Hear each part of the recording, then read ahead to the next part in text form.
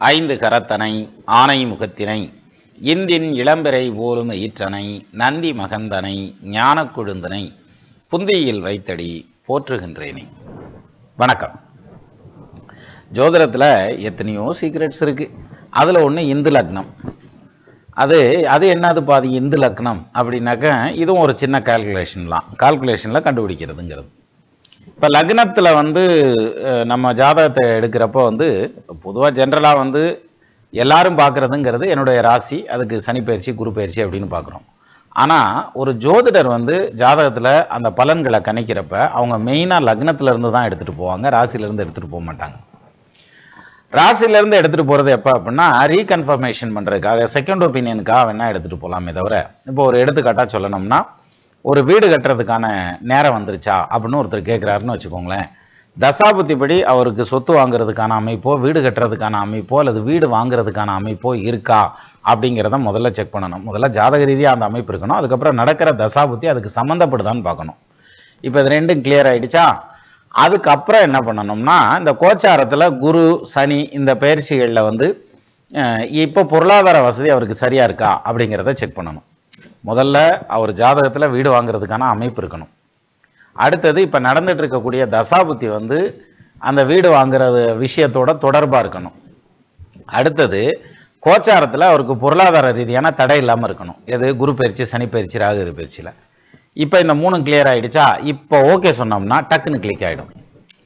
இப்போ இந்த மூணில் 2 இடிக்குது அப்படின்னா கொஞ்சம் டைம் எடுக்கும், கொஞ்சம் சிரமப்பட்டு வாங்குவாங்க. 3ல் 1 மட்டும்தான் இருக்குது, பாக்கி 2 விஷயமும் இடிக்குது அப்படின்னா அவங்களுக்கு அந்த எண்ணம் மட்டும் இருந்துக்கிட்டே இருக்கும். அதனால தான் சிலர் பார்த்தீங்கன்னா 10 வருஷமாக வீடு கட்டுவேன், 10 வருஷமாக பொண்டாட்டி கட்டுறவனே இருக்குது, அப்புறம் வீடு கட்டுறவன் இருக்கிறதுல என்ன தவறு இருந்துற போது, அதனால 10 வருஷத்துக்கு வீடு கட்டிக்கிருப்பாங்க, வாயிலேயே தான் கட்டிக்கிருப்பேன். அப்போ இது மாதிரியான அந்த பலன்களை எடுக்கிறதுங்கிறது அந்த லக்னத்துல இருந்து எடுத்துக்கிறோம். லக்னங்கிறது தான் மெயின். எது? ஜோசியத்தை பொறுத்த வரைக்கும் ஜோசியர் எடுக்கிறதுல. அது மாதிரி இந்த இந்து லக்னம் அப்படிங்கிறதும் ஒரு முக்கியமான ஒரு விஷயம். இந்த இந்து லக்னத்துல ஏதாவது ஒரு கிரகம் இருந்ததுன்னா அது மிகச்சிறப்பு. எந்த கிரகமும் இல்லை, ஒன்றும் கவலைப்பட வேண்டியதில்லை. ஏன்னா எப்பயுமே 2 பக்கம் இருக்கும். கிரகம் இருந்தா யோகம் அப்படின்னா, அப்ப கிரகம் இல்லாட்டா, ஆனா கிரகம் இல்லாட்டியும் யோகம். அப்புறம் எதுக்குடா அந்த இந்து லக்னத்தை பார்க்கணும், சும்மா இருக்க வேண்டியதானே அப்படின்னாக்கா அப்படி இல்லை. இந்து லக்னத்துல ஒரு உச்சம் பெற்ற கிரகம் இருந்தா அது மிகப்பெரிய யோகம். ஒரு ஆட்சி பெற்ற கிரகம் இருந்தா அது மிகச்சிறந்த யோகம். சரி, எந்த கிரகமுமே இல்லை, அதை சுப கிரகம் ஏதாவது ஒன்று பார்க்குது அப்படின்னா அந்த பார்க்குற கிரகத்தினாலையும் யோகத்தை கொடுக்கும். அப்போ இந்து லக்னத்தை பொறுத்த வரைக்கும் முதல்ல இந்து லக்னம் அப்படிங்கிறது என்ன அப்படிங்கிறத எடுத்துக்கிடுவோம். அப்புறம் இந்து லக்னத்தை எப்படி பலன் எடுக்கிறது அப்படிங்கிற அந்த ஒரு சாப்டரையும் எடுத்துக்கிடுவோம். அப்படி 2 பிரிவாக அதில் பார்க்கலாம். முதல்ல இந்து லக்னம் கணிக்கிறது எப்படி அப்படின்னா அது ரொம்ப சிம்பிளான கால்குலேஷன். எல்லாரும் ஜோசியம் படிக்கிறப்ப லக்னம் கணிப்பது எப்படி அப்படின்னு ஒரு கால்குலேஷன் காமிச்சிருப்பாங்க. அதுக்குள்ள சிலருக்கு தலை கிருகிருன்னு சுற்றி கிளாஸை தூக்கி விட்டு வெளியில் எரிஞ்சிடும். போங்கடா நீங்களும் உங்கள் ஜோசியம் என்னங்கடா பார்த்ததும் பலன் சொல்கிறாங்கன்னு நினச்சாக்க இது என்ன இம்புட்டு கணக்கெல்லாம் போடுறாங்க, அதெல்லாம் நமக்கு ஒத்துறாது அப்படின்னு சொல்லிட்டு நிறைய ஓடிடுவாங்க. நாங்கள்லாம் ஜோசியம் படிக்க ஆரம்பிக்கிறப்ப அந்த பாயிண்ட் இருந்தது. இப்போ அந்த பிரச்சனை இல்லை. உன் பிறந்த டேட் என்ன, டைம் என்ன அப்படின்னு போட்டு டப்புன்னு தட்டினோம்னா ராசி நவாம்சம், திரேக்கானம், தோதாம்சம், சப்தமாம்சம், சஷ்டியாம்சம், காலாம்சம், ஓராம்சம், பாதசாரம், ஷட்வர்க்க பலம், அஷ்டவர்க்க பலம், வேற என்ன வேணும், இன்னும் பக்கத்து வீட்டு பலன் வேணாலும் சேர்த்து தரேன்டா அப்படின்னு கொடுத்துருது சாஃப்ட்வேர் எல்லாத்துக்கும் சேர்த்து. ஆனால் முந்தி அப்படிலாம் இல்லை. அஷ்டவர்க்கம் கணிக்கிறதெல்லாம் அப்படி டைம் ஸ்டாப் கிளாக் மாதிரி வாட்ச் அப்படி வச்சுட்டு கடன்னு கணிக்கிறது. சூரியன் பரல் 48க்கு விவரம் படபடன்னு போட்டுட்டே வர்றது, ரஃப் ஒர்க் பண்ணுறது, அப்புறம் ஒரு ஃபேர் ஒர்க் பண்ணுறது, இந்த மாதிரிலாம் இருந்தது. அதெல்லாம் முடிஞ்சு அந்த காலங்கள். சரி, இப்போ இந்து லக்னம் கண்டுபிடிக்கிறதுக்கு அவ்வளவு காம்ப்ளிகேஷனான கால்குலேஷன்ஸ் எல்லாம் ஒன்றும் தேவையில்லை, ரொம்ப சிம்பிளானதுதான். எப்படி கண்டுபிடிக்கலாம் இந்து லக்னத்தை அப்படிங்கிறதையும் நம்ம இப்போ பார்க்க போகிறோம். முதல்ல ஒரு ஜாதகத்தை எடுத்துக்கணும். அந்த ஜாதகத்துக்கு 2 விஷயம் நமக்கு வேணும். எது? லக்னம், ராசி. இது எல்லாத்துக்கும் தெரிஞ்ச விஷயம் தான். என்ன லக்னத்தில் யா வந்திருக்கேன், நான் ஜிம்ம லக்னத்தில் தான் பிறந்திருக்கேன், என்ன ராசியில் யா வந்திருக்கேன், நான் கும்ப ராசியில் வந்திருக்கேன் அப்படின்னு என்னத்தையும் ஒன்று சொல்லுவாங்க. ஏதாவது ஒரு ராசி ஏதாவது ஒரு லக்னத்தில் தான் பிறந்திருக்கணும். இப்போ இந்த லக்னத்துக்கு 9ஆம் இடத்தையும் ராசிக்கு 9ஆம் இடத்தையும் கணக்கில் எடுத்துக்கணும். சரியா? இந்த லக்னத்துக்கு 9ஆம் இடமும் ராசிக்கு 9ஆம் இடத்தையும் கணக்கில் எடுத்துக்கணும். இதுக்கு சார்ட்டெல்லாம் தேவையில்லைன்னு நினைக்கிறேன் இல்லையா? இருந்தாலும் ஒரு சின்ன கிளாரிஃபிகேஷனுக்கு சொல்லிடுவோம். சொல்கிறது நான் இப்போச்சு அதை ப்ராப்பராக சொல்லணும்ல. ஏன்னா ஏற்கனவே இந்த இந்த இந்து லக்னம் போடுறது நமக்கு ரொம்பவே காலதாமதம் ஆயிடுச்சு. ரொம்ப வருஷத்துக்கு முன்னாலேயே நான் இந்து லக்னம் போடுறதுக்காக நோட்ஸ் எல்லாம் ப்ரிப்பேர் பண்ணி வச்சுட்டேன். கிட்டத்தட்ட ஒரு 7-8 வருஷத்துக்கு முன்னாடியே ப்ரிப்பேர் பண்ணி வச்சாச்சு. ஆனால் அன்னைக்கு அதை போட முடியாமல் நின்று வச்சு, சரி இன்னைக்கு போட்டுடலாம் அப்படின்னு கிளப்பியாச்சு வண்டியை. இப்போ பாருங்க, இதில் வந்து ரொம்ப சிம்பிளாக புரிஞ்சுக்கிறதுங்கிறதுக்கு டக்குன்னு கால்குலேஷன் வந்துடும். லக்னம் வந்து கன்னியா லக்னத்தில் பிறந்திருக்கார் ஒருத்தர். பிறந்திருக்கிற ராசி அப்படின்னு எடுத்துக்கிட்டோம்னாக்கா ரிஷப ராசியில் பிறந்திருக்கார். இப்படி வச்சுக்கிருவோமே. இப்போ இந்த லக்னத்துக்கு 9ஆம் இடம் எது? ராசியும் அது ஒன்றாவே வருது திரிகோணத்திலேயே. இல்லை மேஷம்னு வச்சுக்கிருவோம் சார். மேஷ ராசி, லக்னம் வந்து கன்னியா லக்னம். இப்படி வச்சுக்கிருவோம், குழப்பம் இல்லாமல் இருக்கும். இப்போ பாருங்க, லக்னத்துக்கு 9ஆம் இடம் எது? ரிஷபம். அங்கே ஆட்சி பெறக்கூடிய கிரகம் எது? சுக்கிரன். ராசி மேச ராசி. மேச ராசிக்கு 9ஆம் இடம் எது? தனுசு. தனுசுல ஆட்சி பெறக்கூடிய கிரகம் எது? குரு. ரைட்டா? இப்போ நமக்கு தேவை இந்த சுக்கிரனும் குருவும் தான். முதல்ல இதை எப்படி எடுத்தோம்னு புரிஞ்சுக்கோங்க. இப்போ நான் காமிச்சிருக்கேன் இந்த சார்ட்டுக்கு. லக்னத்துக்கு 9ஆம் இடம்ங்கிறது ரிஷபம், அங்கே ஆட்சி பெறக்கூடிய கிரகம் சுக்கிரன். ராசிக்கு 9ஆம் இடம்ங்கிறது தனுசு, அங்கே ஆட்சி பெறக்கூடிய கிரகம் குரு. இப்போ நமக்கு இந்த குருவும் சுக்கிரனும் மட்டும்தான் வேணும். நம்ம வந்து இந்து லக்னத்தை கண்டுபிடிச்சிடலாம். எப்படி?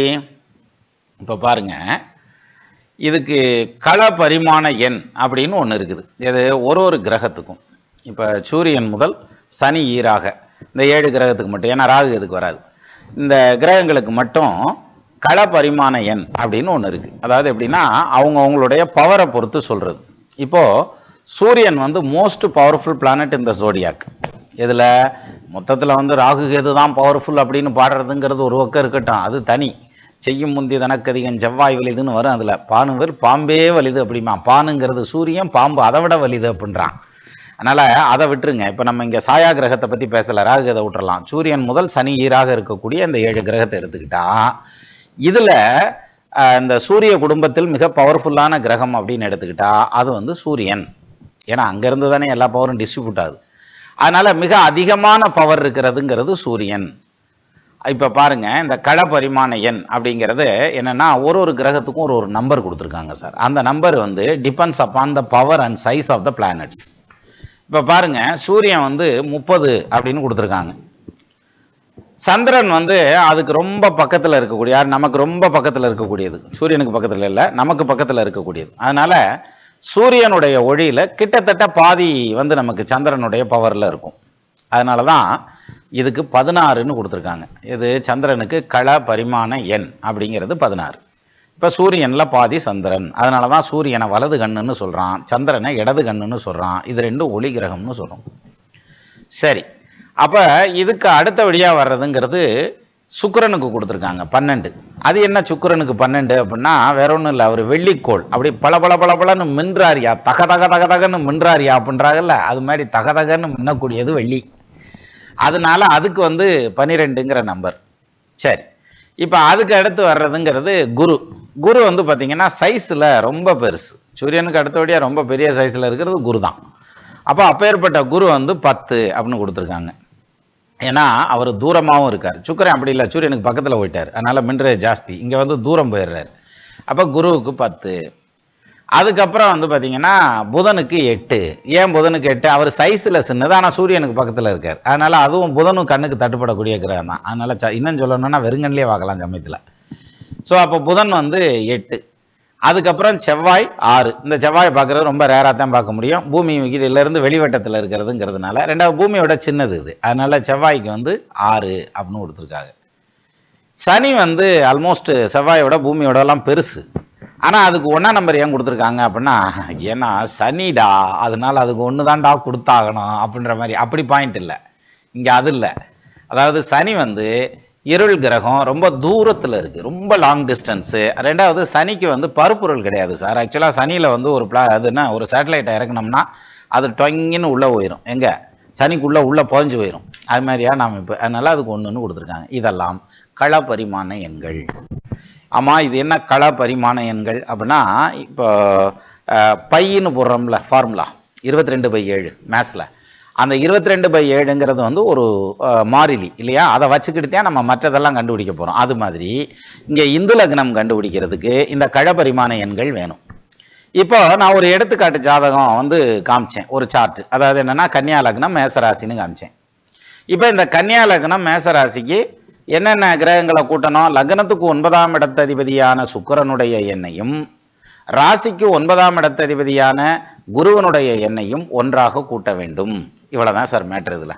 இப்போ இந்த லக்னத்துக்கு 9ஆம் இடம் சுக்கிரன், ராசிக்கு 9ஆம் இடம் குரு. இப்போ குருவுக்கும் சுக்கிரனுக்கு என்ன நம்பர் வருதுன்னு பாருங்க. குருவுக்கு 10 வருதா, சுக்கிரனுக்கு 12 வருதா, அவ்வளவுதான் 22. சரியா? இந்த 22ல இந்த 22ன்னு வருது இல்லையா, குருவுக்கு 10 சுக்கிரனுக்கு 12, 22. இந்த 22ன்னு கண்டுபிடிச்சாச்சு. இப்போ களபரிமாண எண்ணில் நம்ம வந்து இந்த ரெண்டுக்குமான கூட்டுத்தொகையை எடுத்துட்டோம். இதை 12ஆல வகுக்க வேண்டியதான். வகுத்தா ஈவு போக பாக்கி எவ்வளோ வருது? 10 வரும். போட்டு பார்த்துக்குங்க, 10 வரும். இந்த 10ங்கிற நம்பர் இருக்கு பாருங்க, அந்த நம்பரை இந்த ஜாதகருடைய ராசியிலிருந்து எண்ணி வரணும். ராசியும் தொட்டு என்னன்னு சார் எப்பவுமே இங்கே பாருங்க, 10ன்னு என்னன்னா என்ன வரும்? மகரம் வரும். இந்த சார்ட்ல மேஷத்துலேருந்து 10 ராசி எண்ணி வாங்க, மகரம்னு வந்துருச்சா? இங்கே மகரம் தான் இந்து லக்னம். அப்போ இந்துங்கிறது சந்திரன் இருக்கிறது இந்து லக்னம் இல்லையா ஐயா அப்படின்னாக்க இல்லை சார், அப்படி இல்லை. இப்போ இந்த ஜாதகருக்கு வந்து மகரம் தான் இந்து லக்னம். இப்போ இந்த மகரத்தில் ஏதாவது ஒரு கிரகம் இருக்குன்னு வச்சுக்கோங்க. ஃபார் எக்ஸாம்பிள் சனி இருக்காரு, ஏன்னா ஆட்சி அங்கே சனி, அல்லது செவ்வாய் இருக்கார் அங்கே உச்சம், அல்லது குரு இருக்கிறார். இப்போ இது மாதிரி ஏதாவது ஒரு கிரகம் இருந்தாலே அந்த ஜாதகம் யோக ஜாதகம் சார். ஃபர்ஸ்ட் பாயிண்ட்டு, ஏதாவது ஒரு கிரகம் இருந்தாலே அது யோக ஜாதகம். இது முதல் பாயிண்ட். ரெண்டாவது பாயிண்ட் என்னன்னா, அந்த கிரகம் வந்து ஆட்சியாக இருந்தால் இன்னும் சிறப்பு, உச்சமாக இருந்தால் அதிசிறப்பு, அப்புறம் வந்து வக்கரமாகி ராகு கேதுவோடு இருந்தால் இன்னும் சிறப்பு. இப்படி சொல்லிக்கிட்டே போகலாம். சரி, நீசமாக இருந்தால் அதையும் தான் சேர்த்து சொல்லிடு அப்படின்னு சொல்லணும்ல. நீசமாக இருந்ததுன்னா நியூட்ரலைஸ் ஆகுமே தவிர ஒன்றும் கெட்டெல்லாம் போகாது. சரியா? நீசமாயிருச்சா அவ்வளோதையும் போச்சு, உனக்கு ஜாதகமே நீசமாக போச்சு, நீ நாசமாக போயிடுவேன், அப்படி அர்த்தம் இல்லை சார். இது வந்து நீசம் ஆயிடுச்சு அப்படின்னா அந்த இடத்துல நியூட்ரலைஸ் ஆகிடும், அவ்வளோதானே தவிர வேற ஒன்றும் பாதிப்புலாம் இருக்காது. சரி, இப்போ அடுத்ததுக்கு போகலாம். இந்த இந்து லக்னம் அப்படிங்கிறது இப்படித்தான் கண்டுபிடிக்கிறது. இப்போ இந்நேரம் உங்களுக்கு யோசனைகள் கடகடன்னு ஓடி இருக்கு. 2 டைப்பான குரூப் வந்து நம்ம இதில் பார்த்துட்டு இருப்பீங்க. ஒன்று வந்து இதுதான் எனக்கு தெரியுமே, களபரிமாண எண்ணு ஒன்று சொல்லுவாங்க, அந்த நம்பரை இந்த நம்பரையும் கூட்டி வகுத்தோம்னா வந்துருமியான்னு. எங்கள் களபரிமாண என்ன மனப்பாடமாக சொல்லுங்கன்னு சொல்லி பாருங்க, தெரியாது. சரியா? அதுதான். ஏன்னா நமக்கு எல்லாம் தெரிந்து விட்டது என்ற எண்ணம் எப்பொழுதும் உண்டு, நான் உள்பட. அதனாலதான் இந்த பிரச்சனை. சரி, இப்போ இந்த இந்து லக்னம் கண்டுபிடிச்சாச்சு. இந்த இந்து லக்னத்துல எப்படி பலன் எடுக்கிறது, இந்த லக்னத்தினுடைய சக்சஸ் எப்படி காமிக்கிறது அப்படின்னா, இது ரொம்ப சிம்பிளா காமிக்கலாம். நடக்கிற தசை நடத்தக்கூடிய கிரகம், அல்லது புத்தி நடத்தக்கூடிய கிரகம், அல்லது கோச்சார கிரகம், இதுல ஏதாவது ஒன்று இந்து லக்னத்தோட தொடர்பாச்சுன்னா அது மிகச் சிறப்பான பலன்களை கொடுக்கும். வேற ஒன்றும் இல்லை சார். இந்து லக்னம் உங்களுக்கு சிம்மம்னு வச்சுக்கோங்க. அந்த சிம்மத்துல கோச்சார குரு வர்றாருன்னு வைங்க, யோகந்தான், பொருளாதாரம் சேரும், ஜோதிச்சவன் சேரும், வருமானம் வரும், கையில் நல்லா இருக்கும். சரி, அது மேலே கேது வர்றாரு, கோயில் குளம் போவீங்க, தீர்த்த யாத்திரை போவீங்க, ஸ்தல யாத்திரை போவீங்க, ரிட்டையர்மெண்ட் ஸ்டேஜுக்காக பணம் சேர்க்கணுன்ற மாதிரியான ஆர்வம் வரும், அல்லது ஒரு சிலர் ரிட்டையர்ட் ஆவாங்க. இல்லை கேதுல வருது அப்படின்னாக்க, கேது வர்றதுங்கிறது ஒன்றும் கெடுத்துலாம் கூடாது, அதையும் மீறி ஒரு சிலருக்கு கெடுக்குது அப்படின்னா அவன் வாங்கி வந்த வாரம், அது பெருசாக ஒன்றும் இருக்காது. அப்போ ராகு வர்றார் அப்படின்னாக்க, ராகு பிரம்மாண்டப்படுத்துறவர் இல்லையா, அப்போ பெரிய அளவில் ஆசையை தூண்டி விடுவார். அந்த தசாபுத்தி அந்த தூண்டுற ஆசைக்கு சரியாக இருந்ததுன்னா அள்ளி கொடுத்துருவார், இல்லாட்டினா கிள்ளி எரிஞ்சிட்டு போயிடுவார். அது மாதிரியான அமைப்பு. அப்போது இந்து லக்னம் அப்படின்னு கண்டுபிடிச்சதுமே, இந்து லக்னத்தில் கிரகம் இருந்தால் சிறப்பு, உச்சம் பெற்று இருந்தால் இப்படி எடுத்துகிட்டு போகக்கூடாது. இந்து லக்னத்துல ஒரு கிரகம் உச்சம் பெற்ற நிலையில நிற்கிறார், அவருடைய தசை வரவே இல்லை அப்படின்னாக்க அதை பத்தின பேச்சுக்கே இடம் இல்லை. நமக்கு இந்து லக்னமும் வேணாம், சந்து லக்னமும் வேணாம், இனி ஆளை ஒழுங்கடாட்டு போயிட்டே இருக்கலாம். சரியா? அப்போ இந்து லக்னம்ங்கிறது வந்து நம்ம யோக பாக்கியம் எடுக்கிறதுக்கான அந்த அமைப்பை வந்து கண்டுபிடிச்சிடறோம். பட் அது வந்து எந்த அளவுக்கு பலன் கொடுக்கும் அப்படிங்கிறத அதை வந்து நம்ம மாடலாக ஒரு சில ஜாதகங்களை வச்சு பார்த்தோம்னா நமக்கு ஈஸியாக புரியும். அது மாதிரி கூட நம்ம ட்ரை பண்ணலாமே. இப்போ பாருங்க, இப்போ ஒரு ஜாதகம் ஸ்க்ரீனில் வருது பாருங்க. இந்த ஜாதகம் வந்து நம்ம முன்னாள் பாரத பிரதமர் வாஜ்பாயுடைய ஜாதகம். இவருடைய ஜாதகத்தில் இந்து லக்னம் அப்படின்னு எடுத்துட்டா அது வந்து கும்பம் வரும். இந்த கும்பத்தில் பாருங்க குரு இருக்காரா, அப்போ குரு கும்பத்தில் இருக்கிறதுங்கிறது தன காரகன்னு சொல்கிறாங்களா. ரெண்டாவது, இந்த ஜாதகத்துக்கு வந்து 6க்கு அதிபதி 10க்கு அதிபதி 7க்கு அதிபதியாக வர்றாருல கேந்திராதிபதி, அவர் போய் இயற்கை சுபகிரகமானவர் இந்து லக்னத்தில் போய் உட்காந்துருக்கார். அதனால தான் இவர் வந்து பிரதமராக வந்தார் அப்படின்ற மாதிரியான அமைப்பு. அப்போ இன்னும் சொல்லணும்னா இதில் அப்போ அவருடைய ஆட்சியில் நடந்த சாதனைகள் அதெல்லாம் நிறைய சொல்லிக்கிட்டே போகலாம், நம்ம அந்த மாதிரி போக வேண்டாம். ஸோ இது மாதிரியான யோக பாக்கியம். இப்போ வாஜ்பாயுடைய ஜாதகத்தில் வந்து இந்து லக்னத்தில் குரு உட்காந்துருக்கார். இந்நேரம் நம்ம தேடி இருப்போம், என் ஜாதகத்தில் குரு இருக்கான்னு வரையா, நம்மளும் கொஞ்சம் பிரைம் மினிஸ்டர் ஆக முடியுமான்னு வாத்தரலாம் அப்படின்ற மாதிரியான ஒரு யோசனையெல்லாம் வரும். வராமல் இருந்தால் தான் தப்பு, வந்தது தான் கரெக்டு. சரி, இப்போ இதே மாதிரி இந்து லக்னம் வந்து அரசியலுக்கு தான் வேலை செய்யுமா அப்படின்னாக்க, இப்போ வர்ற ஜாதகத்தை எடுத்துங்க, அரசியலுக்கு வேலை செய்தான்னு பார்ப்போம். அதாவது லக்னம் வந்து கும்ப லக்னம், இந்த ஜாதகத்துக்கு இந்து லக்னம் அப்படின்னு எடுத்துட்டா அது வந்து மகரம், அதாவது ராசிக்கு 12ஆம் இடம். இந்த மகரத்தில் இந்து லக்னத்தில் செவ்வாய் உச்சம் பெற்ற நிலையில நிற்கிறார். செவ்வாய் உச்சமான நிலையில எங்க நிற்கிறார்? 12ஆம் இடத்துல இருக்கிறார். 12ஆம் இடம்ங்கிறது எது? சொர்க்கத்துக்கு போற ஸ்தானம் யா அப்படின்னு சொல்லுவாங்க இல்லையா, அதனாலதான் இவர் வந்து இறையருளை பற்றிய சிந்தனையில் இருந்தார். ராமகிருஷ்ண பரமஹம்சருடைய ஜாதகம் சார் இது. இவர் வந்து இறை அனுபூதியை பற்றி அது சம்மந்தப்பட்ட சிந்தனைகளை பற்றியே இருந்தார். தியானத்திலேயே ரொம்ப நேரம் இருந்தார். அதாவது சவம் போல கிடக்க வேண்டும் அப்படின்றாங்க. அப்படி தியானத்தில் மெய்மறந்து செத்து போன மாதிரி இருப்பாங்க. நம்ம இயற்கையாகவே ஒரு நாளைக்கு பெரிய தியானம் பண்ணி போயிடுவேன், அம்பிட்டு போயிடலாம். இருந்தாலுமே இவங்க வந்து முன்னோக்கூட்டியே அந்த தியானம் அப்படிங்கிறதெல்லாம் வந்து எப்படி அப்படிங்கிறதுல ஆழமாக போனவங்க. ஸோ அந்த வகையில் இந்த ஜாதகமும் மிகச்சிறந்த அந்த இந்து லக்னம் வந்து பேசக்கூடிய ஜாதகம் அப்படிங்கிற மாதிரியான பாயிண்ட்ல ஸ்ட்ராங்காக எடுத்துக்கிடலாம். இது இந்து லக்னத்துக்கு ஒரு பிரமாதமானது ஒரு எடுத்துக்காட்டு. சரி, இப்போ இதே மாதிரி இன்னொரு வகையில் இந்து லக்னத்தை எடுத்துக்கிடுவோம். இதில் இந்து லக்னம் எதை எடுத்திருந்தேன், ஒரு நிமிஷம். வந்துச்சு. அதாவது இப்போ ஸ்க்ரீனில் வர்ற அந்த ஜாதகத்தை எடுத்துக்கோங்க. இதில் வந்து இந்து லக்னம் அப்படின்னு எடுத்துக்கிட்டா விருச்சகம் வரும் இந்த ஜாதகத்துக்கு. லக்னம் வந்து கடக லக்னம், ராசி வந்து ரிஷப ராசி, இந்து லக்னம் விருச்சகம் வரும். அந்த இந்து லக்னத்தில் குரு உட்காந்துருக்காரா பாருங்க.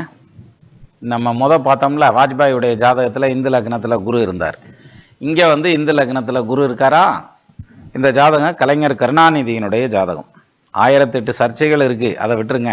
ஆசியாவில் பெரிய பணக்காரங்க நிறையா பணங்காசு சம்பாதிச்சிட்டாங்க, அது இதுன்னு என்னென்னமோ சொல்கிறாங்க, அதெல்லாம் கடந்து போகுது. அது ஒரு பக்கம் தனி, அதை விட்டுருவோம். நமக்கு தேவை ஜாதகம் மட்டும்தான், ரிசல்ட் மட்டும்தான். ஸோ அந்த வகையில் இந்த ஜாதகத்தை பொறுத்த வரைக்கும் விருச்சகம் வந்து இந்து லக்னமாக வருது. இந்து லக்னாதிபதியும் உச்சம் பெற்ற சந்திரனும் அந்த குருவை பார்க்குறார். இந்து லக்னத்திலையும் குரு உட்காந்துருக்கார். இப்போ புரியுதுங்களா இந்த லக்னம் எப்படி வேலை செய்யுதுன்னுட்டு? ஸோ இந்த அளவுக்கு பவர்ஃபுல்லான ஒரு அமைப்பு இருந்ததுனால தான் இந்த இந்து லக்னம்ங்கிறது ரொம்ப ஸ்ட்ராங்காக வேலை செஞ்சுருக்குது கலைஞர் கருணாநிதியை பொறுத்த வரைக்கும் அப்படின்னு எடுத்துக்கிடலாம். அதே இது இன்னொரு ஜாதகத்தை பார்ப்போமே, அங்கேயும் இந்து லக்னம் வேலை செஞ்சுருக்குது. அதுவும் ஆச்சரியமான ஜாதகம் தான். இப்போ இதை பாருங்க, அதே கடக லக்னம், இந்து லக்னம் வந்து அதே விருச்சகம். சரியா? இப்போ இங்கே வந்து இந்த ஜாதகருக்கு இந்து லக்னத்தில் ஏதாவது கிரகம் இருக்கான்னு பாருங்க. ஒன்றும் இல்லை. ஆமையா நம்மள மாதிரியே ஒன்றும் இல்லையா இந்து லக்னத்தில் அப்படின்னு சொல்கிற மாதிரி இருக்குல்ல. ரைட். ஆனால் இந்த இந்து லக்னத்தை யார் பார்க்குறான்னு பாருங்க. ராகு பார்க்குறாரா? சரி. குரு பார்க்குறாரா? அவ்வளோதான், 2 பேர் பார்க்குறாங்க. இங்கே குருவும் ராகுவும் ஒன்று சேர்ந்து பார்க்குறாங்க அப்படின்ற மாதிரியான அமைப்பு. இது கர்ம வீரர் காமராஜருடைய ஜாதகம். அப்போ இந்த விருச்சகம் இந்து லக்னமாக வந்து அந்த இந்து லக்னத்தை குரு பார்க்குறார், அதே மாதிரி ராகு பார்க்குறார். இப்போ இந்த கிரகங்களுடைய பார்வை விழுது பார்த்தீங்களா? இந்த பார்வை விழுந்தாலே போதுமானது, அங்கே இந்து லக்னத்தில் கிரகம் உட்கார்ந்துருக்கணும் அப்படிங்கிற மாதிரியான ஒரு ஸ்ட்ராங்கான அமைப்பு அப்படிங்கிறது தேவையில்லைங்கிறது தான் இதில் முக்கியமாக சொல்ல வேண்டியது. ஸோ அந்த வகையில் இந்த இந்து லக்னத்துக்கு இன்னொரு எடுத்துக்காட்டு கொடுக்க முடியுமான்னு பார்க்குறேன். கொஞ்சம் இருங்க, வரேன். இன்னொரு எடுத்துக்காட்டும் கொடுக்கலாம். இங்கே இந்து லக்னத்துக்கு வந்து ரிஷபம் வரும் சார். இந்த ரிஷபம் அப்படிங்கிறதுல வந்து பார்த்தீங்கன்னா, ஏன் இதை முக்கியமாக சொன்னேங்கிறது எப்படி விடும் பாருங்க. ரிஷபத்தில் ஏதாவது கிரகம் இருக்கான்னு பாருங்க. யாரும் கிடையாது. சரி, ரிஷபத்தை யாராவது பார்க்குறாங்களா அப்படின்னு பாருங்க. ஆல்மோஸ்ட் யாரும் கிடையாது, யாரும் பார்க்கல இல்லையா? ஆனாலும் இந்த ஜாதகர் உலக புகழ் பெற்ற ஜாதகர். காரணம், இந்த இதுக்கு அதிபதி இருக்கார் இல்லையா, அதாவது இந்து லக்ன அதிபதி, அவர் லக்னத்துக்கு லாபஸ்தானத்துக்கு வந்து உட்காந்துருக்கார், கூட ராகு உட்காந்துருக்கார். இது சுக்கிரனும் ராகுவும் சேர்க்கையாகிறதுங்கிறதுனால திரைத்துறையிலும் அரசியல் துறையிலும் புகழ்பெற்ற ஜாதகமாக வந்தார். அது எம்ஜிஆருடைய ஜாதகம், முன்னாள் முதல்வர். அப்போ இது மாதிரி, அதாவது இந்து லக்னம் அப்படின்னு எடுத்துட்டா நம்ம இந்து லக்னத்தை கால்குலேட் பண்ணது, ஆஹா ஏன் இந்து லக்னத்தில் ஒன்றும் இல்லை, அதை விட்டு அதை பார்த்துக்கலாம், விடு அதெல்லாம் சும்மா அப்படின்னு இப்படி போகிறதுங்கிறது உண்டு. அப்படி போக வேண்டியதில்லை. அந்த இந்து லக்னாதிபதியினுடைய பொசிஷன் எப்படி இருக்கு, இன்னும் கூட இன்டெப்தா போகலாம் சார். அது நம்ம ஜூம் மீட்டிங்ல போவோம். அதாவது எப்படின்னா, இந்த இந்து லக்னத்துக்காக தசாபுத்தி பலன்கள் எப்படி இருக்கும், அதனுடைய எஃபெக்ட் எப்படி இருக்கும் அப்படிங்கிறத அதை இன்னொரு விதமா பார்க்க முடியும். பார்ப்போம், ஒன்று ஒன்றா பார்த்துட்டு போகலாம். அப்போ மொத்தத்தில் இந்து லக்னம் அப்படிங்கிறது எதுக்காக பார்க்கறது அப்படின்னா, என்னை பொறுத்த வரைக்கும் நான் ஸ்ட்ராங்கான ஒரு பிலீஃப் இருக்குது சார். அதாவது ராசி சக்கரம்னு ஒன்று வச்சுருக்கோம். அதாவது முதற்கட்டம். அந்த முதற்கட்டத்தில் ஒழுங்காக எடுத்தோம்னா பர்ஃபெக்டாக எல்லா பலன்களையும் அதிலிருந்தே எடுத்துடலாம். சப்போஸ் நமக்கு முடியலை, இதில் டிசைட் பண்ண முடியலை, இதில் கன்ஃபியூஷன்ஸ் இருக்குது, we are not able to come the conclusion for the prediction அப்படின்னா அதுக்கப்புறம் நவாம்சத்துக்கு போங்க. அதுக்கப்புறம் நீங்கள் திரைக்கணத்துக்கு போவீங்க, இல்லாட்டி அஷ்டவர்க்கம் போவீங்க, இல்லாட்டி செகண்ட் ஒப்பீனியனா ஏதாவது ஒரு பிரசன்ன மெத்தடில் இப்படி ஏதோ ஒன்று. ஆனால் இதில் ராசி சக்கரத்தில் எமினெண்ட்டாக வந்துட்டாலே போதும், நமக்கு இந்து லக்னமும் வேண்டியதில்லை, எந்த லக்னமும் வேண்டியதில்லை, நம்ம மாட்டுக்கு எடுத்துகிட்டு போயிட முடியும். பட் இருந்தாலும் இந்த இந்து லக்னம் அப்படிங்கிற ஒரு முறை அப்படிங்கிறது பழங்காலத்திலிருந்து வரக்கூடிய முறை. இதிலிருந்து நீங்கள் தசாபதி கணிதம் போட்டு பாருங்கள், இன்னமும் நல்லாவே ஷார்ப்பான பலன்கள் கிடைக்கிறதுக்கு வாய்ப்பு இருக்குது. அது நம்ம கணிக்கிறவங்க கையில் தான் இருக்குது. சரியா? அப்போது மீண்டும் இன்னொரு வீடியோவில் சந்திக்கலாம். நமது நண்பர்கள் ஆள்போல் தழைதழைத்து அருகது போல் வேரூன்றி மூங்கில் போல் கிளை கிளைத்து முதியாமல் வாழ்ந்திருக்க வாழ்கவன வாழ்த்தி அமைகிறேன். வணக்கம்.